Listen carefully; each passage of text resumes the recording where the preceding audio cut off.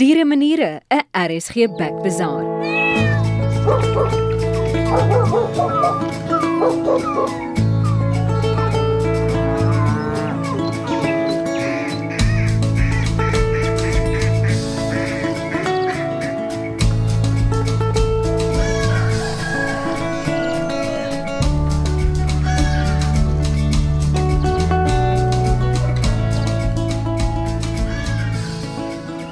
Goeiedag en hartlik welkom by Dieremaniere, want elke dier het 'n manier en die manier maak die dier.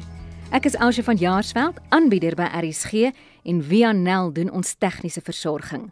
Vandag gesels ons oor ons ouer diere, troeteldiere. Diere gee ons soveel plesier, maar die dag as ons hulle moet groet, is dit erger as 'n begrafnis. En vir jare daarna onthou ons nog ou boelie se maniertjies en kieterkat se geite.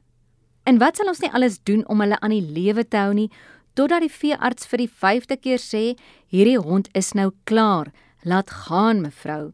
Ek het al heelwat gepraat van my beagle Gabby, wat ons 'n ruk terug verlaat het, en so onthou ek nog die klank van haar naaltjies op die teels, en hoe sy gesnork het langs my bed. Maar ja, sy het heelwat meer aandag die laaste 3 jaar van haar lewe nodig gehad, soveel so, dat ons nie regtig weg van die huis af kon wees nie. Want Gabby het sommer op die ingewing van die oomblik van die kleinste dingetjies siek geword. So vandag vra ons al ons vrae oor ons bejaarde diere. En die spreker, Dr. Gerhardus Skeepers. Hy is die veearts by Zodiac Dierekliniek in Brits en werk ook baie met renosters en leeu's en het met die hele dorp se troeteldiere te doen. Voor ons begin wil ek net eers dankie sê vir al die saamgesels op Facebook. Ons het gevra, wat sou jy wil hê moet Dieremaniere ondersoek? En die terugvoer was uiteenlopend. En in 'n volgende program sal ons juis kyk om 'n kenner te betrek om luisteraars se vrae te beantwoord. Jy moet seker maak dat hulle nie oorgewig raak nie. Jy wil nie hê jou ouer dier moet oorgewig wees nie. Dit plaas baie meer stremming op sekere komponente en ook orgaankomponente in die liggaam wat natuurlik die lewensduurte dan kan verkort. Dit is die stem van Dr. Gerhardus Skeepers wat binnekort by ons aansluit om te gesels oor die versorging van ouer diere. En as cherry op die koek vertel hy van sy ervaring wanneer hy renosters in die Pilanesberg onthoring. Net goue herinnering oor ons vorige program, dis toe ons gesels het oor diere op 'n vliegtuig. Muriel Saad is die hoofbedryfsbestuurder van Bid Air Cargo. En hulle het 'n gespesialiseerde afdeling, die Pet Lounge, wat 'n diens aanbied om diere op 'n vlug te laai en baie mooi na die diere om te sien tot by die bestemming. Onder andere is dit vir ons baie belangrik dat hulle inentingssertifikate op datum is. En ons is streng daarop, want dit is belangrik dat ons die diertjies wat saamvlieg beskerm, maar ook self jou eie dier beskerm. Die stem van Muriel Saad van Bid Air Cargo wat laasweek vertel het hoe werk dit om 'n troeteldier op 'n vliegtuig te laai en saam te neem met vakansie. As jy dit misgeloop het, onthou al ons Dieremaniere programme is vir jou beskikbaar. Dis op rsg.co.za, Spotify, YouTube en SABC+.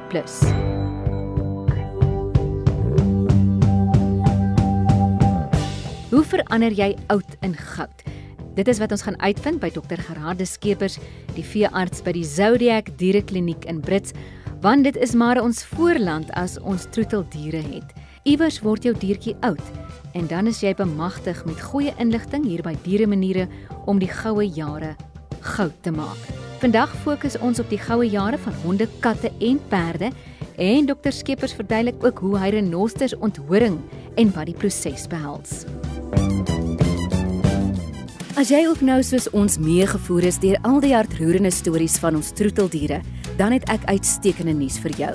Soos elke diertjie 'n ma en 'n pa wil hê wat kan sorg en drukkies gee, so wil hierdie potgooi ook 'n ma en 'n pa hê. Wil jy ons aanneem asseblief tog man, ons sal jou produk en diens hier wyd en suid verkondig. So as jy wil adverteer, stuur 'n e-pos na info@rsg.co.za. Kyk hoe waai my stertjie nou.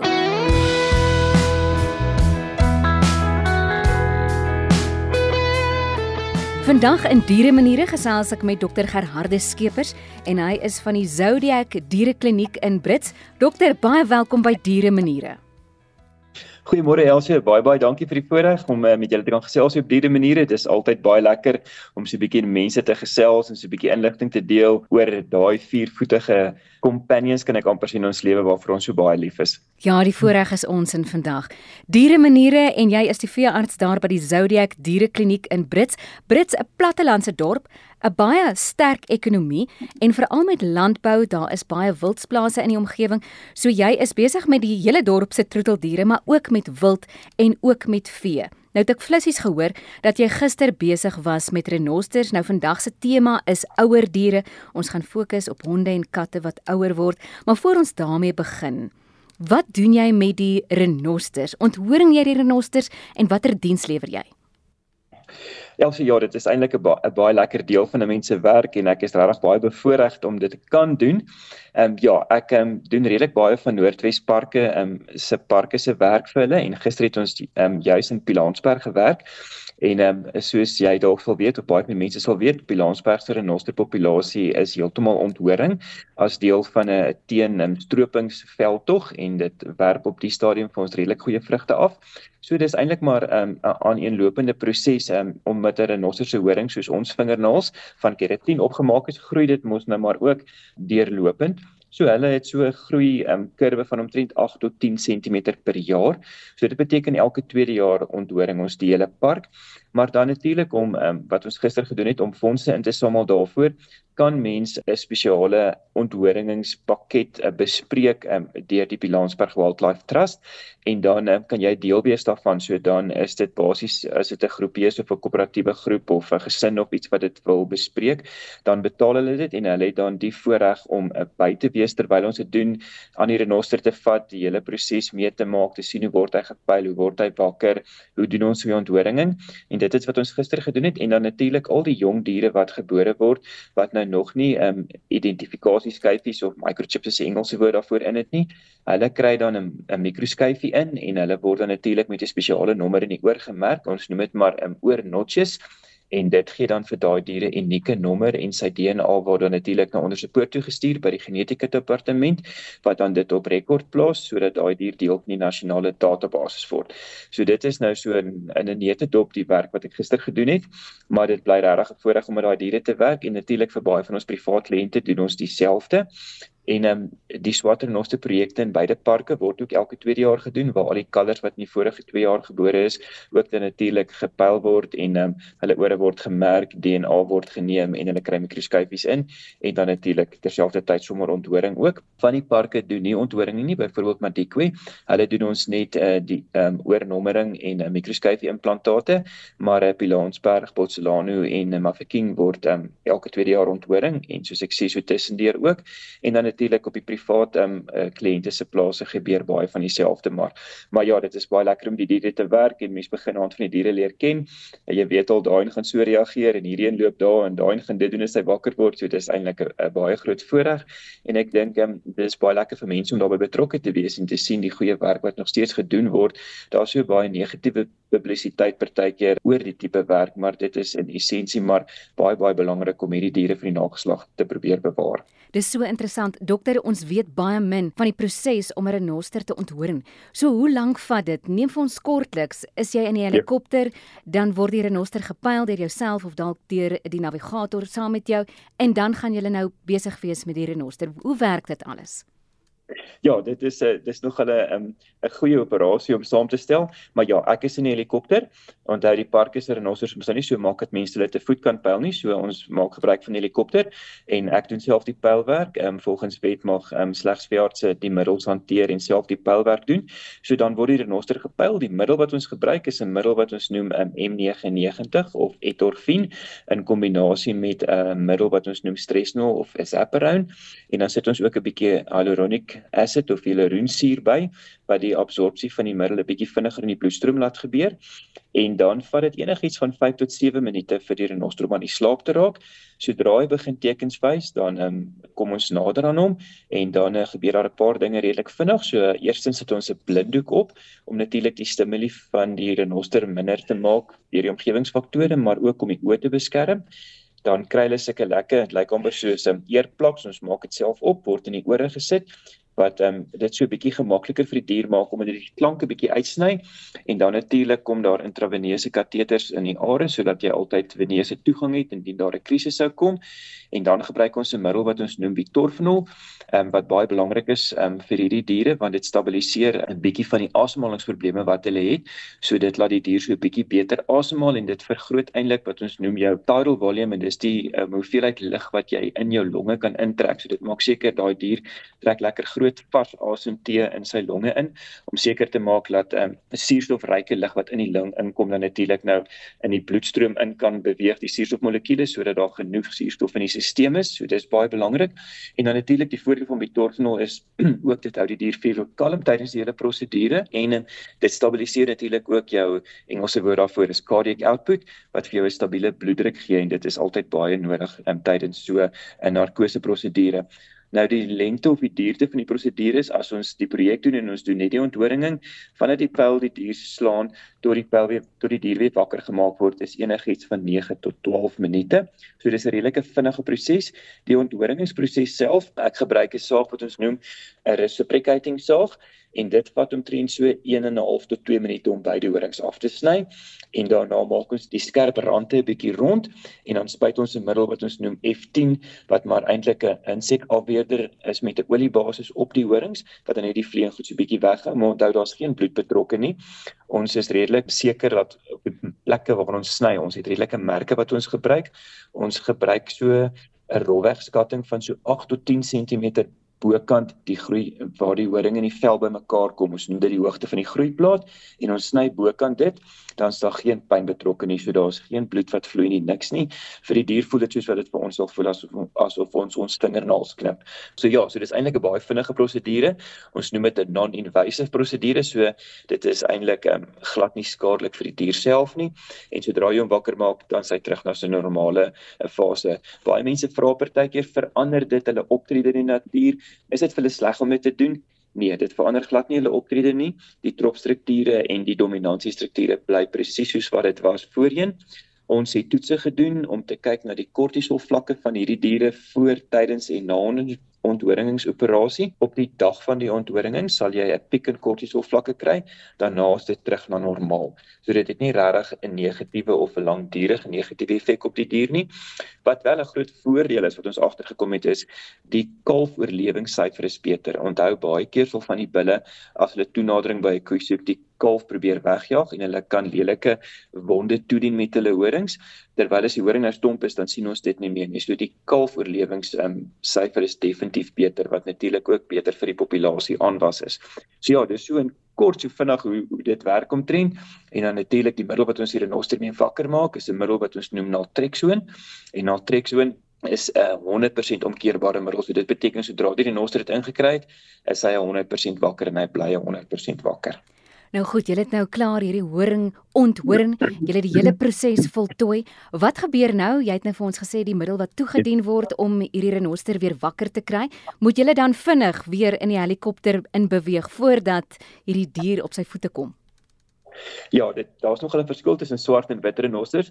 Wit renosters word baie kalmer en rustiger wakker. Ons gee nog steeds pad, maar jy kan hom dophou van 'n kort afstand af en hy sal rustig wakker word. Die swart renosters is so 'n bietjie 'n ander tipe diertjie.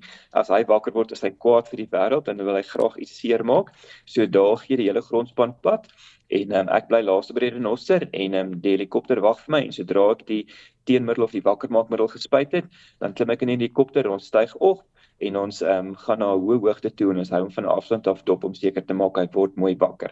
Die rede daarvoor is maar om seker te maak dat indien die dier byvoorbeeld 'n voertuig sou storm, laat hy nou nie beserings of iets sou optel nie. Obviously kan die voertuig of mense ook seer kry, maar ons wil nie graag hê die dier moet skade kry nie. So dis hoekom die swart renosters gee ons almal pad en ons laat hom wakker word heeltemal op sy eie en ons hou hom van afstand af dop. Soos ek sê, wit renosters is gelukkig kalm en rustig.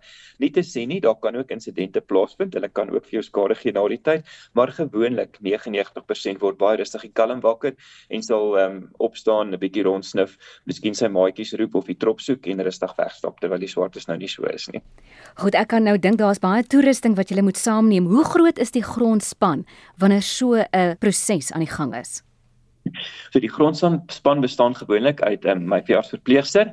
Dit bestaan uit die mense wat vir parkraad werk, gewoonlik hulle hoofekoloog en dan nog 2 ander persone wat die papierwerk vir ons doen. So onthou, dit is belangrik met elkeen van hierdie renosters word sy unieke skyfienommer opgeteken op die data wat ons gebruik, die datavorm. Daar word die lengtes van die horings opgeteken, die horings word gemerk en aan daai spesifieke dier gekonnekteer en dan na die tyd word elke horing kry 'n unieke mikroskyfie in wat dan op 'n stelsel ingelees word en dit gaan in die sentrale database in en daai horings gaan dan natuurlik na die sentrale, kom ons sê maar, safe storage plek wat in die Kruger Nasionale Wildtuin is. So ja, dit is so 'n span werk omtrent, met ander woorde as jy dit nou vat as die veearts, dis sy verpleegster, dit is die hoofekoloog van parkraad en dis natuurlik 2 persone wat vir ons help met die admin en die vleenier, so enigiets van 6 tot 9 persone wat betrokke is by so 'n operasie. Gestel jy pyl 'n koei raak en daar's 'n kalfie, sal die kalfie ontsteld wees tydens die operasie? Ja, Elsie, dit is nogal belangrik. Ons kyk na die ouderdom van die kalf. So 'n baie klein kalfie, ek doen 'n evaluasie uit die lug uit en ek kyk hoe die kalfie reageer as 'n helikopter nader kom ten opsigte van sy ma. As hy by sy ma bly en hy is byvoorbeeld onder 2 maande oud, dan pyl ons baie keer net die koei alleen en dan gaan net ek en die verpleegster in na die dier toe en ons laat die kalfie daar by die koei staan. Dit is belangrik om te weet, mens moenie die kalfie vat nie want hy raak geïrriteerd daarmee en hy kan ook skrik en weghardloop. So hy beweeg so om sy ma en bly by sy ma en ons doen ons werk vinnig klaar en ons maak net die koei wakker. Indien ek egter die lug uit sou sien die kalfie is geneig om bietjie weg te beweeg van sy maag, sal ek die kalfie saam met sy maag pyl om seker te maak dat hy nie alleen weghardloop nie en hy word dan saam met haar wakker gemaak.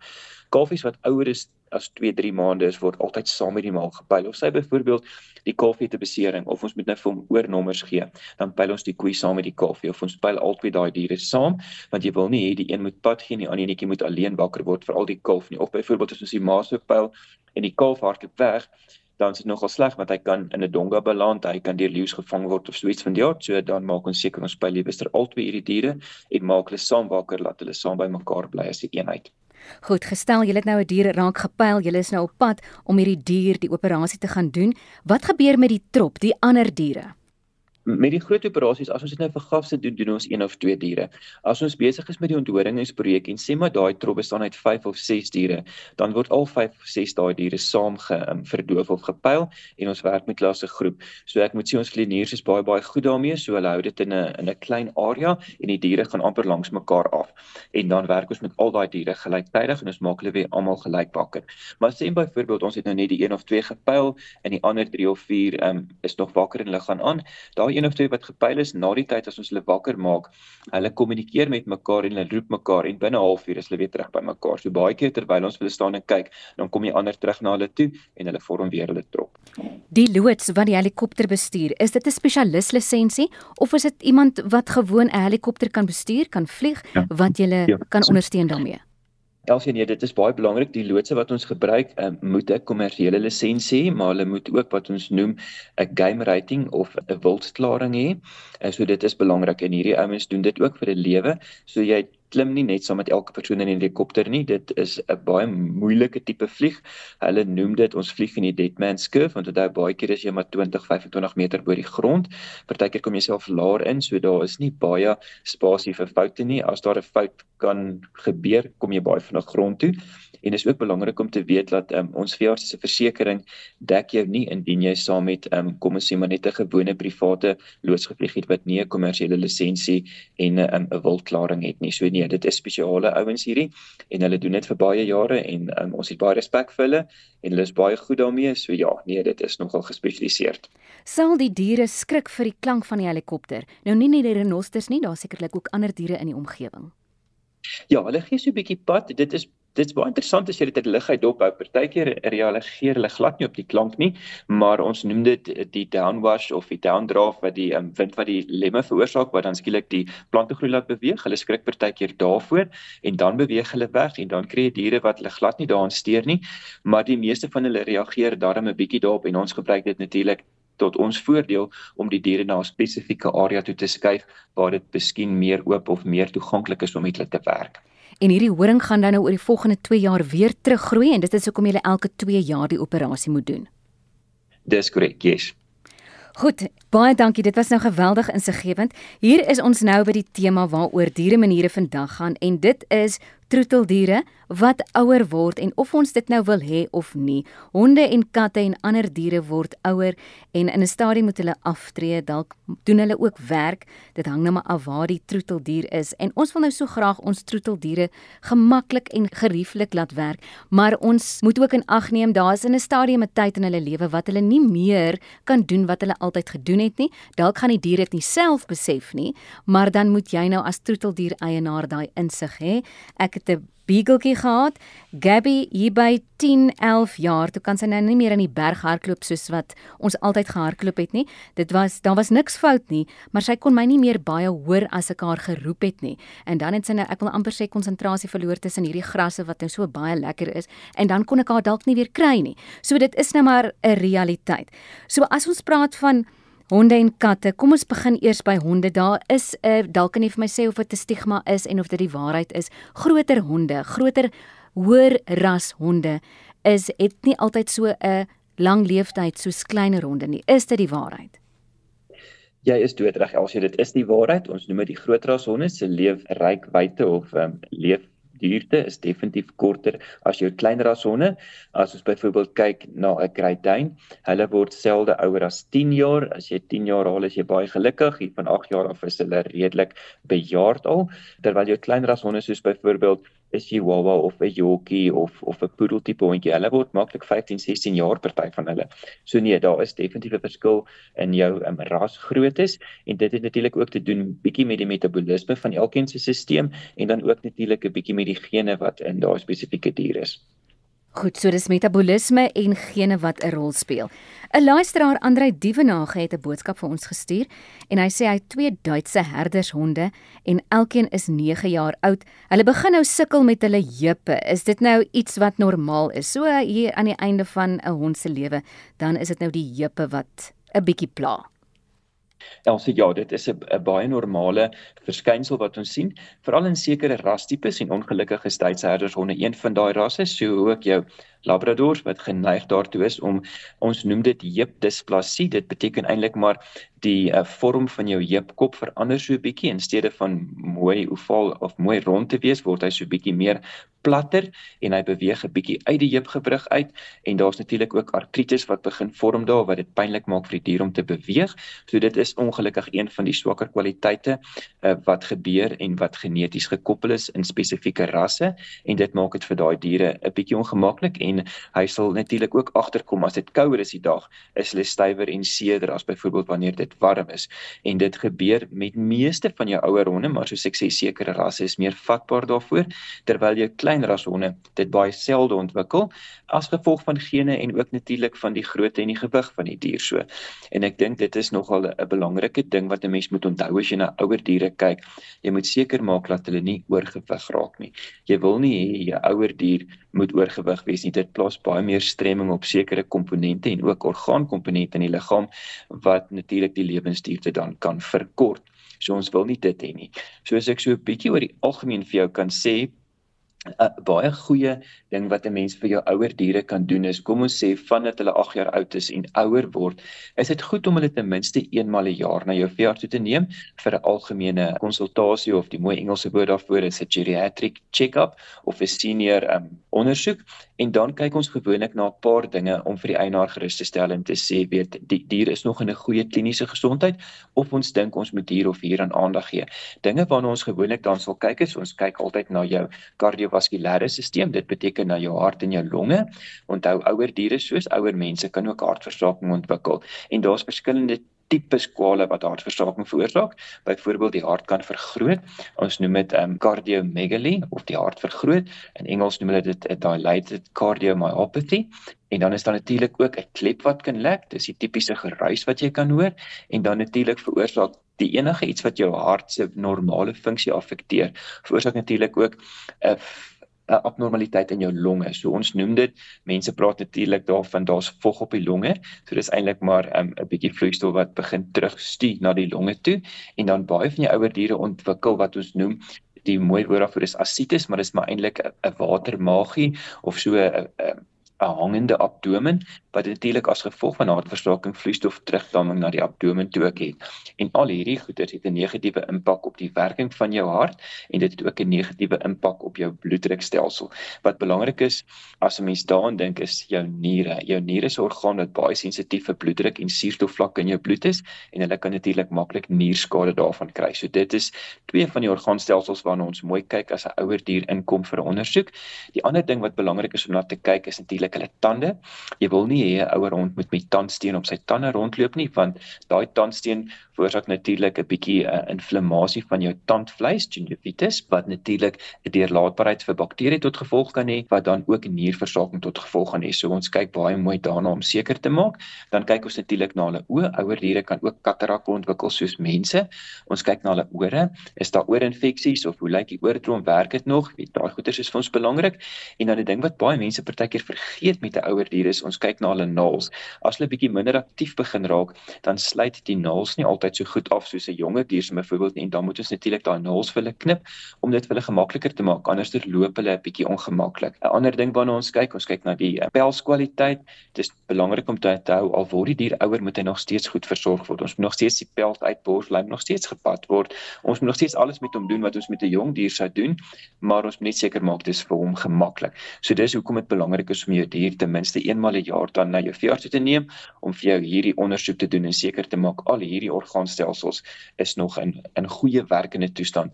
Ander dinge waarvoor ons natuurlik ook kyk tydens daai ondersoek is daar skielik knoppe wat op die dier uitgekom het, byvoorbeeld groeisels wat ontstaan het en sulke tipe dinge wat belangrik is om aan aandag te moet gee indien dit nodig sou wees. So dit is hoekom ons ook daarna kyk. 'n Ander belangrike ding wat mense moet onthou is nog steeds belangrik vir jou ouer dier om nog steeds sy inentings jaarliks te kry en ook nog steeds sy normale ontwrimming te kry, die normale teenvloei medikasie, teen bosluismedikasie. En dis nie te sê as hy ouer word gaan hierdie goed om nie meer pla nie. Jy moet nog steeds baie mooi daarna kyk.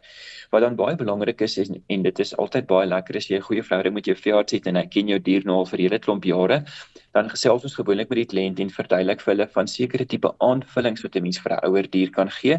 Daar's baie goeie aanvullings op die mark wat so 'n bietjie die gewrigsverouderingsproses teenwerk, wat so 'n bietjie help dat die hond in 'n beter kondisie bly, laat die veroudering nie so vinnig gebeur nie. Daar's produkte wat jou pelskwaliteit 'n bietjie verbeter en daar's natuurlik produkte wat help dat diere hulle voedsel beter verteer as daar 'n bietjie van 'n probleem in ouer honde daarmee kom.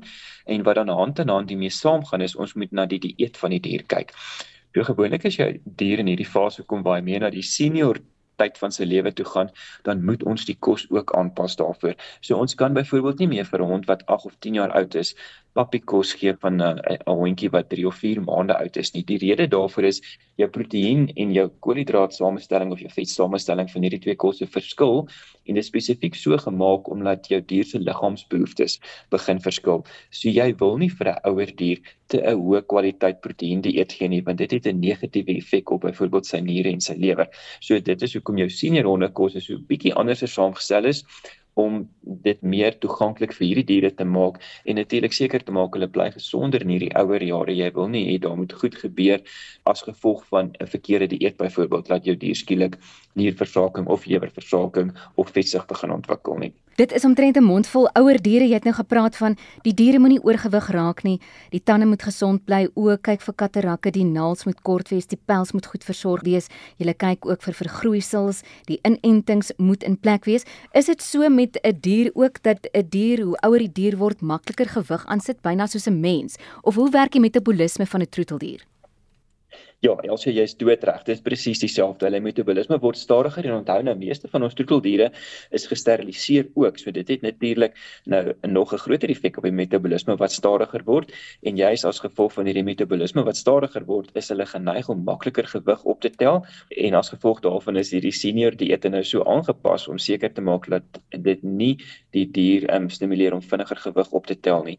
Wat ek ook altyd vir mense sê wat baie belangrik is om te onthou is, jou ouer troeteldier het nog steeds fokusoefening ook nodig. So jy moet hom nie daarvan ontneem nie.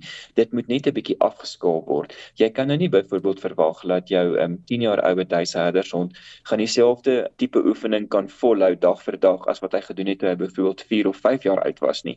So mens moet dit ook maar bietjie aanpas. Dit is dieselfde soos met mense. Soos ons ouer word, moet ons nog steeds aktief bly, maar ons gaan byvoorbeeld nou nie meer die Comrades marathon oefensessies doen as ons byvoorbeeld 80 is nie. En daar is seker mense wat dit doen, maar die deursnit publiek gaan dit nou nie meer doen nie.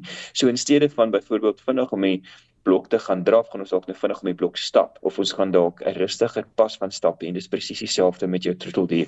So jy moet hom nog steeds neem vir sy stappies, jy gaan dit dalk net korter maak, of nie teen dieselfde tempo wat jy dit altyd gedoen het nie. As hy van balspeel hou, moet hy nog steeds bal speel. Jy gaan dit dalk net verkort, of nie sulke lang afstande die bal vir hom gooi nie, want daai goed is nog steeds belangrik om ook die metabolisme 'n bietjie gestimuleer te hou. 'n Ander ding wat help met die metabolisme is natuurlik om in steede van jou troeteldier net eenmal 'n dag kos te gee, dit byvoorbeeld op te deel in dieselfde hoeveelheid, maar in 3 kleiner maaltye deur die dag. Dit stimuleer die liggaam om die metabolisme bietjie meer aan te vuur as byvoorbeeld een groot ete op 'n dag. Goed, so die leefstylverandering is 'n werklikheid. Jy sal dalk nou nie meer gaan draf in die berg nie, jy sal dalk nou stap op 'n gelyk oppervlak. En watter tyd van jou dier se lewe moet jy hierdie leefstylverandering maak? Elsie, dis belangrik. Dit het natuurlik met die spesies en die ras ook te doen, maar die meeste groot ras honde, so van 5-6 jaar af, moet jy begin kyk daarna. En jy kyk na hoe jou hond natuurlik reageer.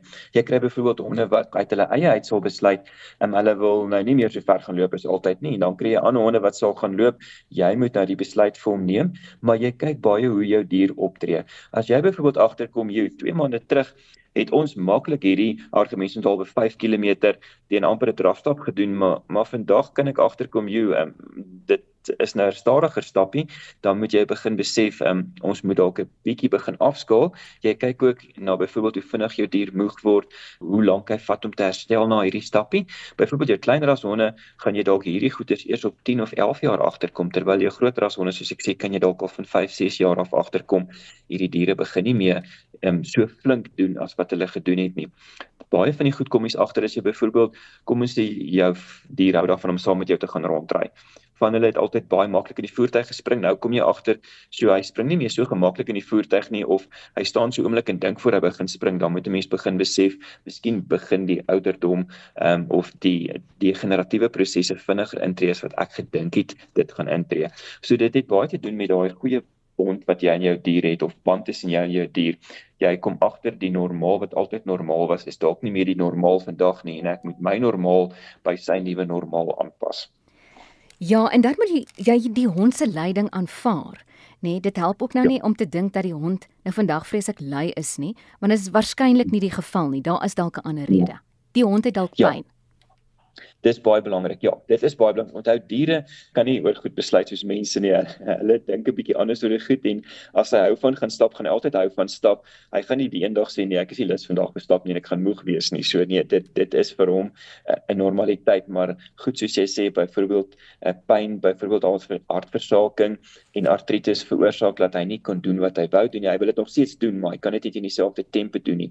En dit kom maar net weer by daai situasie, en dit is baie belangrik om dan, sodra jy soos agterkom, liewer met jou veearts skakel, dat ons kan seker maak, ons maak seker hy is pynvry vir die res van sy lewe. Nou daar aan die einde van die hond se lewe, ons praat nou oor honde, ons sal later by katte kom, so hier in die goue jare, nou het jy daai verhouding met jou hond, en baie keer as jy nou so sterk verhouding met jou hondjie het, dan kan jy net so een kyk gee en weet, hoe vandag is jou heup vandag seer, of jou potjie. En as, dit is net jy as troeteldier eienaar wat eintlik daai verstandhouding het en weet wat is fout. So dit voel byna vir my af, so hier aan die einde van hulle lewe, het hulle 'n bietjie meer sorg nodig. As jy nou weggaan vir 2 weke, is daar nie eintlik iemand anders wat so goed na daai hond kan kyk as jy nie. Maar verbeel ek my, of is dit nou die waarheid?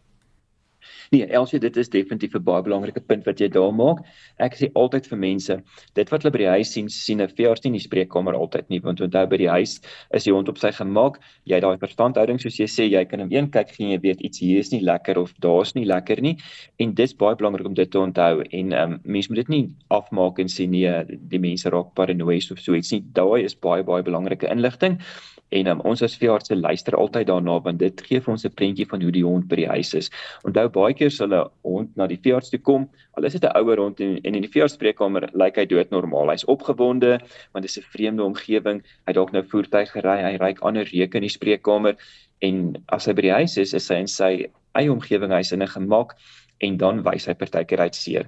Onthou diere weet dit is 'n swakheid om te openbaar teenoor ander diere as jy 'n gebrek toon. So daarom as hulle op 'n vreemde plek is, dan gaan hulle, kom ons sê maar, hulle pose baie goed hou om nie te wys hy seer nie, tensy dit obviously nou 'n baie pynlike situasie is, maar 'n effense artritis gaan jy in die spreekkamer nie so maklik optel soos jy dit by die huis byvoorbeeld optel nie. En dis baie belangrik dat 'n mens daai band met jou diere het. En soos jy sê, as jy byvoorbeeld vir 2 weke weggaan met 'n ouer dier, is dit dalk belangrik om seker te maak dat die persoon wat na jou hond kyk, ook die hond 'n bietjie ken en weet wat die hond se normale gedrag is. As mens nie so iemand het nie, is dit dalk belangrik om die hond na 'n goeie kennel toe te neem wat weet spesialiseer daarom na ouer diere te kyk, want hulle weet ook waarna om te kyk om te sien daar is 'n probleem met die hond. En dit is altyd belangrik as 'n mens jou dier na 'n kennel toe vat om jou normale veearts se nommer daar te los, sodat indien daar 'n probleem met jou dier is, hulle dadelik, kom ons sê maar, sy veearts kan skakel wat die dier en sy geskiedenis ken en dan die nodige diagnose of 'n behandeling kan doen wat nodig sal wees. Die luisteraar Andrei Dievenage, van wie ons vroeër in hierdie onderhoud gepraat het oor die 2 Duitse herdershonde wat 9 jaar oud is. Andrei sê, hoe kan ek hierdie honde se pyn verlig? Andrei gee vir elkeen 'n halwe disprin wanneer hy sien hulle het seer, maar wat sal jou leiding wees? Ja, Elsie, dis eintlik belangrik dat Andrei liewer daai 2 diere na sy veearts toe neem. Ons neem ekstrale van die heupe en ons kan kyk hoe groot die skade is en dit gee ook vir ons 'n indikasie van hoe pynlik die diere is. Disprin kan gebruik word, maar onthou nou, disprin is eintlik 'n mensmiddel. Dit is geregistreer vir dierebehandelings ook, maar nie vir langtermynbehandelings nie, omdat 'n disprin baie maklik maagulsers of ulkusse in diere kan veroorsaak. Met ander woorde, dit veroorsaak stikkende plekke in jou maagband wat naderhand kan deurbreek en vir jou 'n perforasie kan veroorsaak wat ons nie graag wil hê nie. So daar is baie beter pynmiddels vir diere geregistreer wat nie hierdie neeweffekte het nie, wat mens die dier langtermyn elke dag op kan hou en seker kan maak hulle het nie pyn nie en hulle voel goed. En jy weet die medikasie gaan nie negatief vir die dier wees nie. Dan natuurlik hand aan hand daarmee saam, gee ons dan natuurlik vir hulle al hierdie aanvullings wat ook 'n bietjie die kraakbeen ondersteun en ook 'n bietjie pynstillende effek spesifiek op die kraakbeen het, wat belangrik is om daai dier gemaklik te maak. So ja, natuurlik, indien jy vir hom die disprin gee, gaan hy baie beter voel, want dit is vir 'n baie goeie anti-inflammatoriese middel, maar op langtermyn is dit nie 'n goeie gedagte om dit te doen nie. Dit is beter om met jou veearts te skakel, jou dier in te vat vir 'n konsultasie en die regte middel te kry wat veilig vir langtermynbehandeling op daai spesifieke dier is. Dit bring my nou by my volgende vraag. So daar is sekerlik dinge wat so hier aan die einde van hulle lewe nou kronies by hulle gaan wees. So elke oggend dan staan hulle nou op 'n bietjie moeiliker met hierdie heupe of daar is dalk nou 'n katarak of wat ook al. Is daar wyse om, en dit verskil seker nou van dier tot dier, dat mens die laaste paar jaar van jou dier se lewe regtig vir die dier 'n gemaklike tyd kan gee?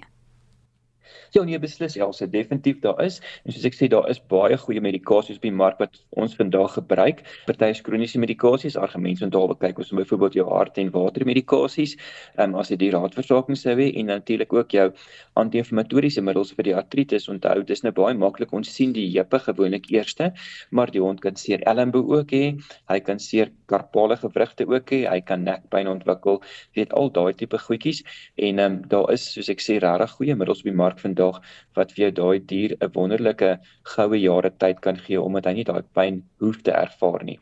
Ek dink wat dalk die volgende vraag is of wat mense baie keer oor wonder is, hoe weet ons nou, wanneer weet ons nou hierdie is nou die eindtyd. Ons het nou daai fase bereik wat ons nou 'n besluit moet maak.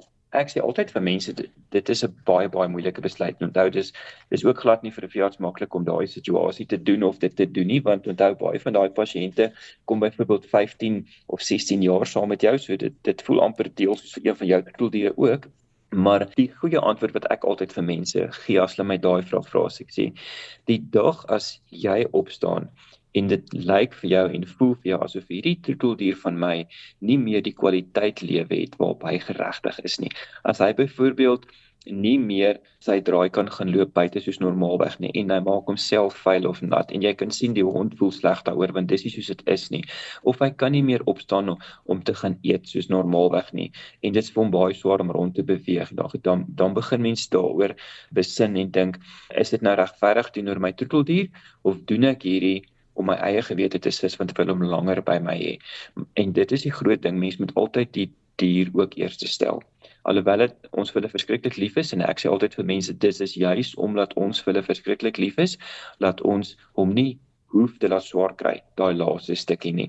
En baie mense sal na die tyd terugkom na jou toe en vir jou sê, weet jy wat dokter, jy was eintlik reg, ons moes hierdie besluit eintlik 2 weke vroeër geneem het, want as ek nou terugdink daaroor, kan ek agterkom, die laaste 2 weke was eintlik bitter swaar vir hom gewees. So die kort antwoord is, die dag as jy sien dat jou dier het nie meer die lewenskwaliteit wat jy graag vir hom gun nie, dan is dit die begin om daaraan te begin dink, dat ons moet dalk die veearts gaan sien hieroor. Is dit so, dit voel nogal vir my, die waarnemings wat ek al gemaak het, dat 'n troeteldier so aan die einde van hulle lewe nogal vinnig agteruit kan gaan.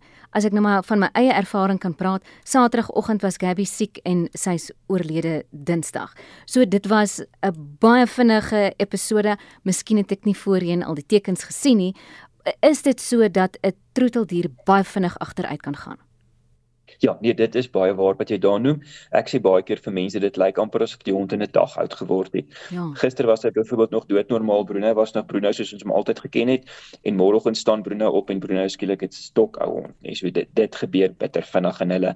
Ek dink die groot rede daarvoor is, soos met enige liggaam is daar baie goeie kompensatoriese meganismes in plek om sekere klein abnormaliteite te buffer omtrent, en dan op 'n dag is daar net te veel klein abnormaliteite, dan is dit amper soos 'n systeemoorlading of 'n rekenaarsharde skyf wat skielik 'n shutdown wil doen, en dan gebeur hierdie situasie, die liggaam kan nie meer al hierdie klomp klein vuurtjies gelyk doodslaan nie, en dan word dit een groot vuur wat skielik die hond baie vinnig oud maak. Ai, dit is so jammer, maar dit is die werklikheid, en as mens nou dink, al daai jare, daai 15 jaar of daai 10 jaar, se genot wat jy saam met die troeteldier gehad het, dan is dit nog steeds die moeite werd. Nee, verseker. Ek sê altyd vir mense, miskien werk 'n mens se brein, of ons mense se breins werk dalk partykeer so, jy dink die dag as jy 'n klein hondjie kry, hierdie hond gaan vir my hele lewe saam met my wees, want dis hoekom ek mos nou gekry het, en in 'n oogknip is 10 jaar verby, en dan is dit nie meer so nie, maar ja, soos jy sê, daai wonderlike tyd wat mens saam kan spandeer, dit maak dit uit en uit die moeite werd, en dis hoekom ons troeteldiere het. Nou gesels ons oor katte. Katte leef heelwat langer. Laterand het hulle nie meer tande nie, laterand kan hulle ook nie meer sien nie, maar hier kom die kat nog aan. Hoe lank kan 'n kat leef? Die meeste katte lewe 18 jaar plus. Daar is katte wat al diep in die 20 geword het, en dit is nie abnormaal by hulle nie. Ek dink dit is omdat hulle metabolisme 'n bietjie anderster as 'n hond is, en natuurlik ook 'n kat se genetiese samestelling is bietjie anderster as 'n hond se. So oor die algemeen word die meeste katspesies almal baie ouer. Daar's 'n paar goeters wat 'n mens na moet uitkyk in jou ouer katte. Tande is baie belangrik in hulle. Hulle is geneig om tandsteen te ontwikkel, meer as honde partykeer, en dis vir hulle dodeliker. Hulle is baie meer vatbaar vir nierversaking soos hulle ouer word as wat honde byvoorbeeld is. So daarom is dit belangrik dat jy mooi na jou kat moet kyk en hom ook elke jaar moet vat vir 'n kliniese ondersoek om seker te maak al daai tipe goedjies is in plek. Op jou ouer katte sal ons baie keer eenmal 'n jaar 'n bloedtoetse doen om hulle lewer en nierfunksies te toets en seker te maak ons stel 'n abnormaliteit baie vroeg in hulle lewe op om die sekere medikasies of regstellende aksies te kan neem om daai kat se lewenskwaliteit en duurte te verleng. Ander ding om na te kyk in ouer katte is, party van hulle verloor die vermoë om hulle pelse mooi blink en skoon te hou. So dis dan baie belangrik om hulle uit te borstel of gereeld uit te borstel. Anderster vorm dit sulke slegte haarkoeke wat in hulle pelse begin vorm en hulle kan velinfeksies onder daai haarkoeke kry. So dit is belangrik om daarna te kyk. Dieselfde met hulle naels hou ook aan met groei en baie van daai ouer diere kom partykeer in en dan die naal in die kussentjie ingegroei. So dit is belangrik. So ons kyk altyd daarna ook, maar dit is iets wat die eienaar by die huis ook na kan kyk en as daar 'n probleem is, om kan vat om dit te laat regstel.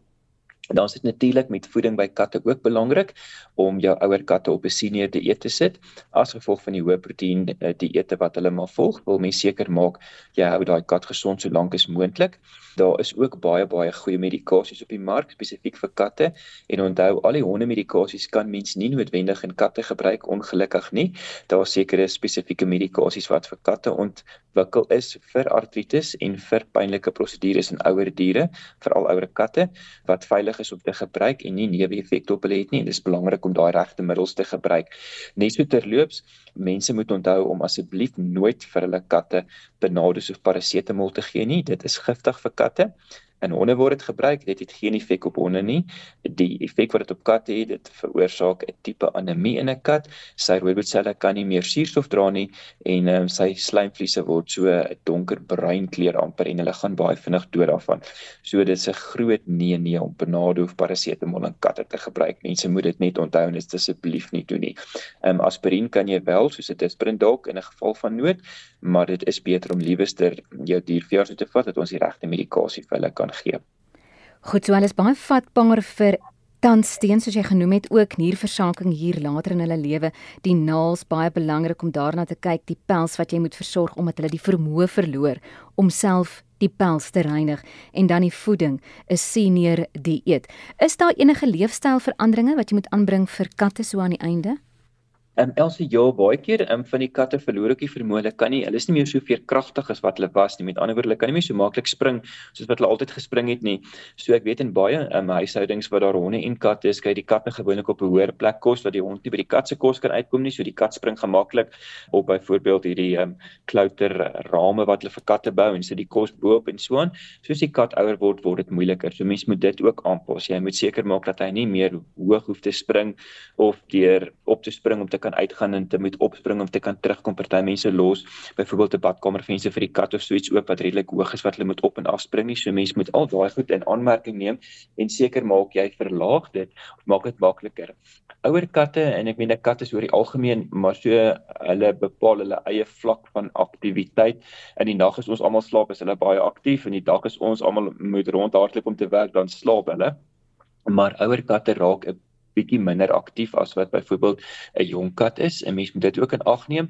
En 'n mens het sekere waardes wanneer jy kyk as dit sien die kat staan byvoorbeeld moeilik op en so en dan moet jy ook weet hy is dalk pynlik. Katte wys pyn baie minder as wat honde dit byvoorbeeld wys. So hulle steek dit baie beter weg, maar met nuwe toetse en navorsing het dit gewys dat katte dieselfde vlak van artritis ervaar as wat honde byvoorbeeld het, alhoewel hulle dit beter wegsteek, raak hulle ook maar seer en ongemaklik.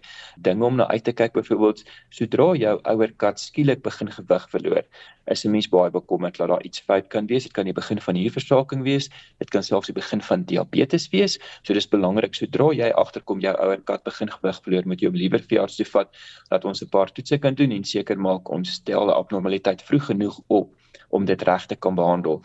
Die tandsteen, soos ek gesê het, is belangrik. Katte ontwikkel ook baie maklik tandvleisontsteking, makliker as honde, wat dit pynlik maak vir hulle om te eet en dan begin 'n kat minder eet en vir 'n ouer kat om nie normaalweg te eet nie is baie sleg, want dan skielik begin daar baie ander abnormaliteite ontstaan. Hulle kan lewerskade ontwikkel, hulle kan nierskade ontwikkel as gevolg daarvan, wat 'n mens nie graag wil hê nie. Goed, so dis die honde en die katte wat so aan die einde van 'n lewe 'n bietjie meer sorg nodig het en elke dag is dalk anders as die vorige dag. Jy weet nou nooit wat môre vir jou gaan voorlê nie. Jy ken jou troeteldier, jy gee so een kyk, jy praat 'n bietjie en dan sien jy. Vandag gaan ons nou eers 'n bietjie 'n paar pilletjies moet kry by die dokter en dan maak mens maar plan. Want baie keer kan jou troeteldier ook nie tuis alleen bly nie vir 10 of 12 ure. Dit gebeur ook nou maar vir alles daar ietsie fout is met die maag, dan het hulle meer sorg nodig. En dan kyk jy maar, bring maar die dier saam werk toe. My hondjie was al in 'n ateljee terwyl ek regstreeks uitgesaai het. Ja, nee, as mens die vermoed om dit te kan doen, is mens baie gelukkig, dan doen mense definitief. En dan natuurlik, baie keer sal ons as ons dink die dier het meer intensiewe behandeling nodig, om in die hospitaal opneem en dan bly daai dier vir 2 of 3 dae by ons om hom net deur daai eerste fase van behandeling te kry. En as hy dan huis toe gaan, laat dit nie so 'n kwaai stres of stremming op die eienaar is om seker te maak medikasie moet byvoorbeeld elke 4 of 5 ure gegee word nie. Dit doen ons gewoonlik in die hospitaal om seker te maak as die dier huis toe gaan, is hy weer gemaklik en die eienaar kan gemaklik aangaan soos wat hulle aangegaan het. Maar ja, as mense vermoed, ek sê altyd dis goed vir daai dier se sosiale gevoel of emosionele gevoel om naby sy eienaar te wees. As jy hom skielik net los op 'n vreemde plek, dan voel dit partykeer vir of jy hom half afskeep of wegstoot of weggee en dis nie altyd goed vir ouer diere se gesondheidskurwe of herstelproses nie. So as 'n mens die vermoed om dit te kan doen, is dit baie lekker. Of selfs as hy in die hospitaal by die veearts is, gaan kuier elke dag vir hom. Daai wat sy eienaar vir hom kom kuier, ons kan dit sien hoe verskil dit in daai diere se herstelproses maak. Is so interessant. Goed, dan ook perde, so aan die einde van hulle lewe, hoe lank kan 'n perd leef? Ja, ons perde kan ook nogal redelik lank lewe. Daar's baie perde wat 30 jaar maak. Die normale is hier so tussen 20 en 25. Dit hang natuurlik ook af waarvoor die perd gebruik was in sy lewe, hoe hard hy gewerk het en watter tipe rasperd dit is. Dit werk by perde ook maar so dat jou kleiner ras perde, al jou ponies en so aan, het 'n bietjie van 'n langer lewensduurte as byvoorbeeld 'n quarterhorse of 'n draaftehorse. Argumentsonthaalwe, hoe groter hulle is, hoe vinniger gaan hulle ook maar dood ongelukkig. En soos jy sê, dis belangrik om te onthou, daai perd wat ek nou het en wat ek dalk nou elke dag mee gaan dresseer of gaan spring of Gymkhana mee gery het, word ook ouer en hy kan nie meer byvoorbeeld op 20 doen wat hy gedoen het op 12 of 15 jaar nie. So ons moet dit in ag neem en ons moet begin beplan dat ons hierdie perd op 'n stadium gaan moet aftree, kan 'n mens amper noem. En dit beteken ons gaan nog steeds al die aandag aan hom gee wat hy moet hê, maar ons gaan nie meer fisies hierdie verskriklike harde werk met hom doen nie. Onthou perde hou ook daarvan om te werk, so met ander woorde, ons gaan hom net vir 'n rustige ry vat. Ons gaan byvoorbeeld nie om meer na 'n 3 ure lange harde werksessie vat nie. Ons gaan dalk net vir 'n halfuur lekker, kom ons noem dit nou maar 'n plaasrit vat wat ons lekker deur die veld gaan ry of ons gaan net om die ryskool ry of so iets, dat die perd nog steeds belangrik voel en voel hy doen sy werk, maar ons neem ook in ag hy kan nie meer die harde werk doen van wat hy gedoen het toe hy jonger was nie. Dieselfde begin hier gebeur, hulle begin ook gewrigsprobleme kry, veral perde wat hard gewerk het in opsigte van skouspring en dresseer is nogal geneig om gewrigsprobleme te ontwikkel, so ook jou outerritperde. En dan natuurlik weet ons perde wat op die resiesbaan gebruik word, het 'n baie kort renleeftyd. Hulle is nie baie lank op die baan nie, want dit is 'n baie stresvolle situasie wat jy op daai dier se liggaam sit en dan word hulle baie vinnig afgetree van die baan af. En dan moet ons natuurlik ook in ag neem hierdie perde se voedingsvereistes verskil ook. 'n Ouer perd het 'n ander tipe voeding nodig as 'n jonger perd byvoorbeeld en ons moet ook mooi hierna kyk en seker maak, soos ek sê, hy word nog steeds geborsel, ons maak nog steeds seker hy kry al sy inentings, ons maak nog steeds seker ons doen elke jaar of tweede jaar sy tande, want perde ontwikkel skerp kante op hulle tande wat moet afgevuil word sodat hulle gemaklik kan eet. Daarna moet nog steeds gekyk word. Ons moet nog steeds seker maak ons hou hom bosluisvry. Ons moet nog steeds seker maak hy het goeie kwaliteit kampe waarna hy kan rondwy. Ons moet nog steeds seker maak ons sit hom nie op 'n plek waar hy stoksel alleen is nie. Hy het nog steeds vriende nodig, ander perde om mee te sosialiseer. So al daai goedjies moet mense onthou en ek weet daar's baie mense wat regtig baie mooi na hulle afgetrede perde kyk, maar terselfdertyd is daar ook ongelukkig soos met enige ding in die lewe, party mense wat jou afgetrede perde regtig baie afskeep en ons sien daai diere in 'n baie swak toestand. Hulle is ondervoed, hulle pels is in 'n swak toestand, hulle het byvoorbeeld mediese kondisies wat nie aan aandag gegee is nie, hulle het oogskades as gevolg daarvan, hulle loop dalk swaar as gevolg van gewigsprobleme wat mense nie aandag aan gee nie. So dis belangrik om hierdie dinge te onthou en dan moet 'n mens ook baie dankie sê vir 'n klomp organisasies wat baie tyd, moeite en geld daarin sit om hierdie afgetrede verwaarloosde perde soort van te red onder hulle vlerke te neem en seker te maak daar word mooi na hierdie diere gekyk op hulle laaste dae. Ai, dis so hartseer, maar ja, soos jy sê, ons is baie dankbaar vir organisasies wat wel hierdie diere onder hulle vlerk neem. Jy het nog gepraat van die perde wat gewrigsprobleme kan ontwikkel, voedingsbehoeftes wat aangepas moet word, dan ook die inentings, borsel die perde, tande wat aandag nodig het. Wanneer moet jy na jou perd aftree of sal die perd vir jou wys dis nou klaar? Jy gaan definitief agterkom as jy die perd ry, laat my perd het nie meer, kom ons sê byvoorbeeld die spirit wat hy altyd gehad het nie, hy is nie meer so vinnig uit die blokke uit nie, of skielik begin hy bietjie wonder of ons hierdie jump moet doen of nie doen nie. Jy kan agterkom die dier begin huiwer. Jy sal ook agterkom dat hy word baie vinniger moeg as wat hy altyd moeg geword het. Met ander woorde, hulle spieruithou vermoë is nie meer dit wat dit was nie. Soos byvoorbeeld die mense wat dresseerwerk doen, sal dan agterkom die perd het mos 'n sekere manier wat hy sy nek moet hou en die manier hoe hulle voete neersit en so aan. Die dier sukkel skielik om goed wat vir hom baie maklik was nou reg te kry. Dan begin jy agterkom, maar weet jy wat? Miskien is my dier besig om ouer te word. Sy spieruithou vermoë is nie meer wat dit was nie en miskien begin hy 'n bietjie artritis ook kry en daarom sal ons baie keer ouer perde gaan ekstra hulle van hulle ledemate neem om seker te maak dat daar nie artritis teenwoordig is nie, en indien daar wel artritis teenwoordig is, dan weet ons dis nou tyd om onmiddellik afgetree te word en ons gaan dan vir medikasie gee wat die res van sy lewe gemaklik maak. Dis so interessant. Voordat ons die gesprek afsluit, is daar enige iets wat jy dokter aan luisteraars vandag wil noem oor ouer wordende diere? Iets wat jy daagliks in jou praktyk sien? Ek dink die belangrikste om te onthou is daai ouer wordende dier is nog steeds dieselfde dier wat jy gehad het toe hy jonger was. So dieselfde liefde wat hy toe vir jou gehad het hy nog steeds vir jou, al is hy ouer ook, en ek glo jy het nog dieselfde liefde vir hom, maar ons moet mekaar respekteer daarin en ons moet aanvaar dat hy is nou 'n ouer dier, hy kan nie meer doen wat hy gedoen het nie, maar dit wat hy kan doen, doen hy nog steeds met totale oorgawe en sy liefde vir jou kwyn verseker nie soos hy ouer word nie. Inteendeel, ek dink hulle word baie keer liewer vir 'n mens. So ek dink daai band wat jy met hom word baie keer sterker, en ek dink van ons kant af, of van die eienaar se kant af kan ek sê, maak seker dat indien jy iets bekommerd is, skakel dadelik met jou veearts. Ons sal nooit dink jy pla ons nie. Ons weet hoeveel jy vir jou troeteldier omgee en dis vir ons lekker om te kan help en te kan seker maak dat mense hom vir so lank as moontlik in 'n goeie gesonde toestand of 'n gemaklike toestand kan hê wat vir jou en vir hom eweveel plesier in die lewe kan gee. So die laaste vraag, en dit is ongemaklik, maar baie mense wil dit weet. So as jy dan nou die besluit neem, die dier moet uitgesit word, is dit vir die dier 'n pynlike storie? Is dit vir die dier sleg, of hoe kan jy dit vir die dier makliker maak? Elsie, dis nie noodwendig 'n pynlike storie nie. Onthou, dis 'n baie spesifieke middel wat ons gebruik, pentobarbiton, wat intraveneus toegedien word. Dis eintlik, kom ons sê in leuke taal, 'n oordosis narkose. Mense verstaan dit dalk makliker. So dit is basies 'n middel wat die breinfunksie onmiddellik uitblok en dan die impulse wat die brein na die res van die liggaam sou stuur basies blokkeer. So met ander woorde, jy gaan eintlik in 'n baie diep slaap in en van daar af word alles net afgeskakel. So diere wat dalk bietjie senuweeagtig of soos is, sal ons as veeartse baie keer 'n kalmeermiddel voor die tyd gee, sodat die dier baie rustiger is, want ons weet, dis nie vir die dier of die eienaar 'n maklike situasie nie. En onthou nou, jy as eienaar, sodra jy ongemaklik begin voel of in 'n stresvolle situasie is, tel jou dier daai stres op en word hy ook gestres daardeur, so want hy kom agter iets is nie reg nie.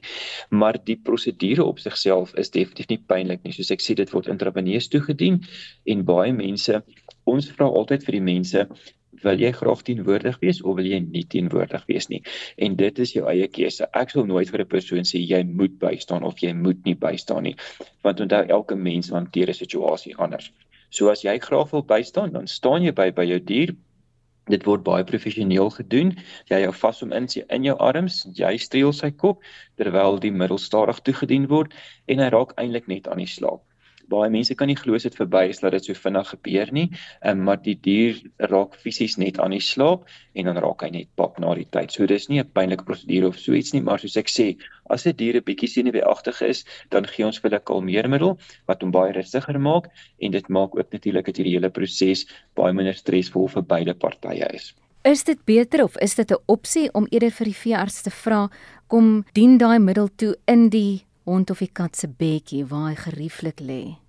Ja, so mense kan dit doen, Elsie, ons doen dit, daar is baie mense wat dit graag so gedoen wil hê, en dan doen 'n mens dit is ook 'n diens wat jy graag aan daai pasiënt en kliënt van jou wil doen. In sommige gevalle is dit moeilik, as dit 'n baie aggressiewe dier is, byvoorbeeld, en onthou nou as hulle ouer word hulle nie noodwendig minder aggressief nie, is dit partykeer moeilik vir die veearts om in daai dier se eie spasie in te beweeg, want die dier sien dit onmiddellik as 'n indringing van sy privaatheid. So daai diere sal ons baie keer 'n kalmeermiddel voor die tyd gee, dat hulle net rustiger is en dit gemakliker maak.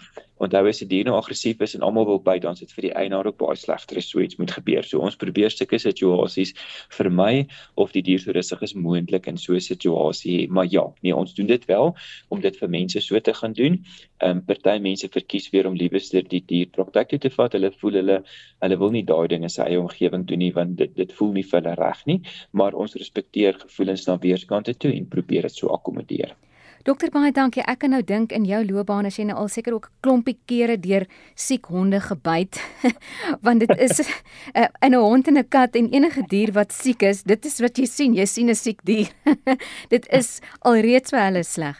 Maar baie dankie vir die diens wat jy lewer. Dankie ook vir die inligting oor die renosters en so wonderlike diens wat jy vir Suid-Afrika bied. Ons gesels weer in die toekoms. Baie dankie Elsie, ek waardeer dit en 'n baie groete by jou kant ook en aan al die luisteraars en mag julle baie geseënde tyd met julle troeteldiere ervaar. Groetnis.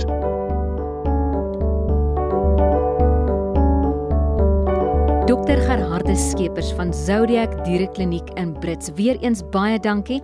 Dit was 'n uiters insiggewende gesprek. Almal wat 'n troeteldier het, weet dat die ouer en gouer jare 'n werklikheid is en dit is soveel beter om ingelig te wees oor hoe mens dit meer hanteerbaar vir die diertjie kan maak, gemaklik en pynvry.